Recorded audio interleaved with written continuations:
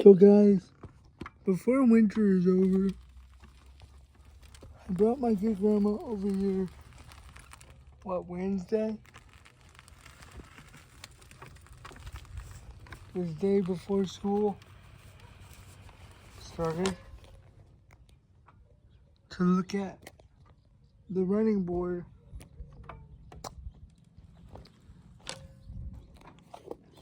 on my truck.